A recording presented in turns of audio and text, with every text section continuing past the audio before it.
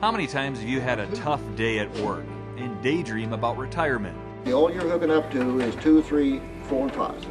When those moments hit you, consider CarlLocke. I guess it's been fun. Surely it has to stay this long. The great soldier and statesman again receives the vote of confidence of his nation. Carl began teaching in 1959 when Dwight D. Eisenhower was President of the United States. Most people retire after 25 years of work. Carl has doubled that time. The satisfaction of it, and so many of the people that have gone through that you keep in touch with from now on, they kind of become lifelong friends, and you are included in a lot of their family gatherings, things like that. That's what's made it kind of worthwhile to me. He started in the Springfield schools in 1959 at Jarrett Middle School teaching math. And in 1973, the district asked him to teach electricity at Graf Votech. Once OTC agreed to take over the Graf Votech programs, Carl became a college employee in 1991, and today is still learning from students. You depend on some of them for help and advice sometimes, because even though we've been here a while, you don't know it all. For 36 years,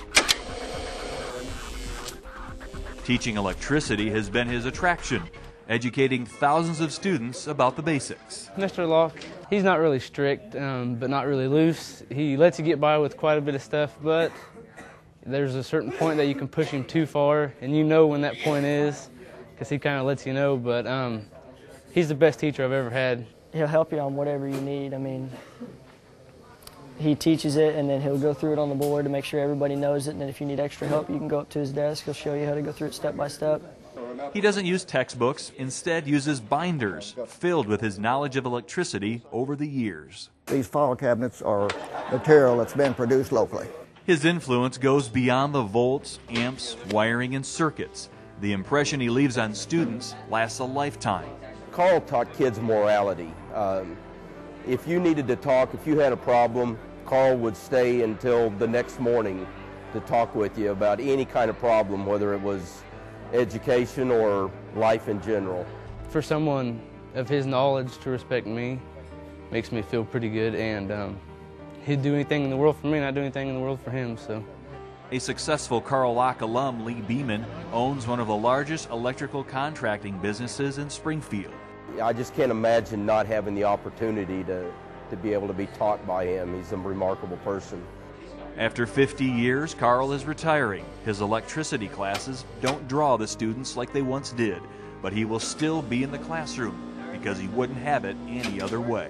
It's just been fun. I need something constructive, worthwhile to try to do. I don't handle idle time too well. His motor will continue to run, teaching part-time to those who want to learn from one of the most recognized names in the local electrical industry.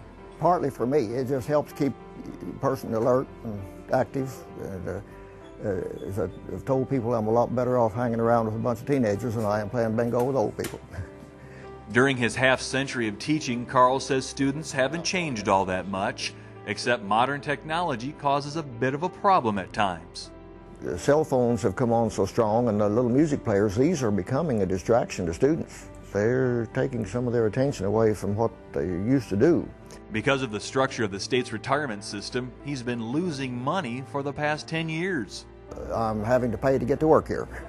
That's just another testament to his love for teaching. His passion is the key to his longevity. Try to get into something you enjoy doing, because you're going to have to work for quite a few years.